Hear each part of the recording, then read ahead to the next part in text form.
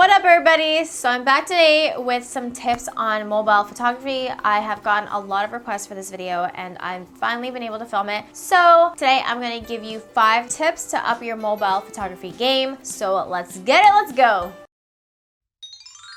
So the very first tip is work your angles. I'm not talking about it from a subject perspective, I'm talking about it from the camera perspective. So for example, if your subject is short like I am, I always advise my photographer to go a little bit lower so that I appear taller than I am. Yes, I'm a liar.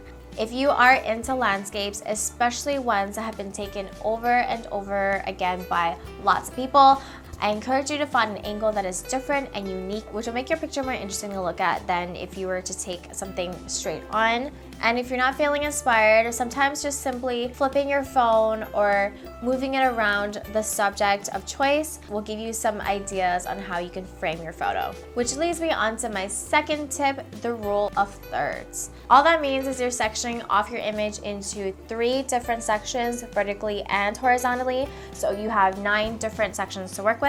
Personally, I always have a preference for filling up 2/3 of the composition, but that's not to say that's like the right way. So for example, if you're taking a landscape photo, you'll want to line up the horizon with one of the lines. It can also help you center someone within the middle if that's the focus. You don't have to follow it exactly to a T per se, but especially if you're a beginner photographer, it'll help you frame your photo a lot better. My third tip is to get to know your phone. So take it out for dinner, do a little schmoozing, make your phone your best friend, and get to know all of your phone's traits. For example, I'm using a Google Pixel 3 XL, and there's a lot of features within the camera itself.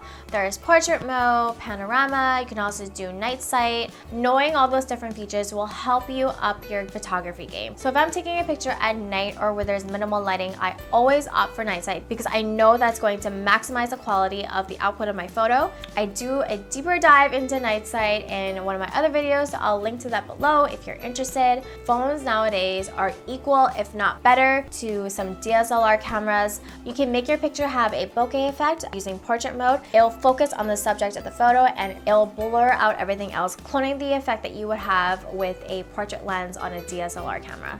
So the better you get to know your camera, the better your photography game will be. Now on to my 4th tip. Some people think that location makes a huge difference in a photo, and it absolutely does, but it shouldn't make or break your photo either. You can take a picture anywhere, in front of a dumpster, by a construction site. It doesn't matter how ugly it is, you can still make it look good if you have good lighting, frame it right, and of course, edits on top of it.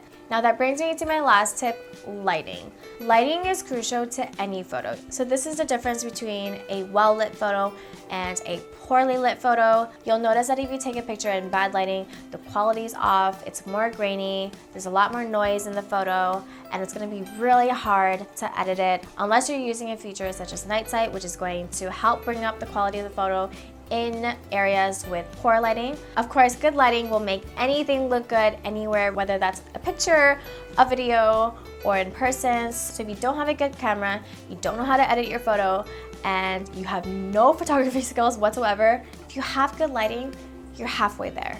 So yeah, those are my 5 tips on how you can up your mobile photography game. If you have any other tips to share with me or with your YouTube colleagues, let me know in the comments below. Give this video a thumbs up if you love me, if you love phones, if you love photography, if you love Sailor Moon. Please subscribe to the Simply Tea family. And it's very important that you hit that notification bell so you know when I upload my video next. As you know, I'm quite flaky.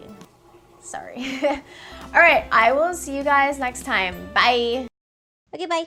Oh, I'm tired.